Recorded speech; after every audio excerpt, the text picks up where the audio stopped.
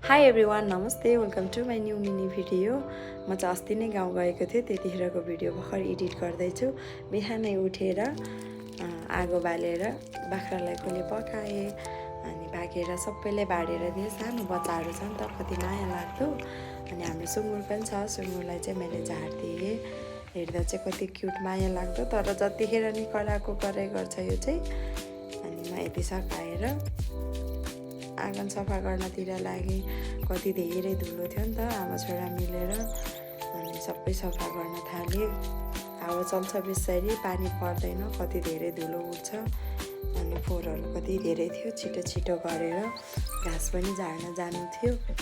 अनि आमा छोरा नै घाँस झार्नतिर गए माथि बारीमा।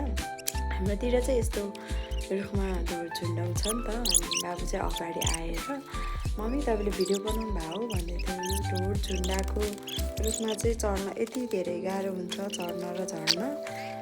कति गाह्रोले चढेको थियो कि, बल्ल बल्ल चढेको थियो। अनि मैले आफूलाई पुग्ने जति काटेर अनि म त काटेर सकेर तल झर्न लागेँ। तल झर्न पनि कति धेरै गाह्रो थियो त्यो ढोरले गर्दाखेरि। अनि म चाहिँ अब बानी पनि छैन नि त खासै, त्यही भएर पनि एकदम धेरै गाह्रो भएको थियो।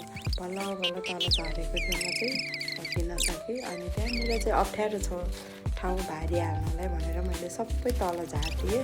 घाँसहरूलाई चाहिँ तल झारेर सबै मैले भारी हाल्नको लागि मिलाएर काटेर भारी हालेँ। अनि घर जानुपर्छ भनेर आमा छोरा नै, छोरा पनि हाल्यो,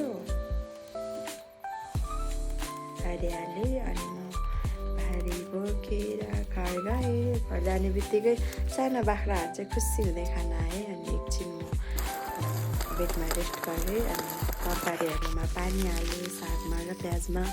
पछि भेटौँला, बाई बाई।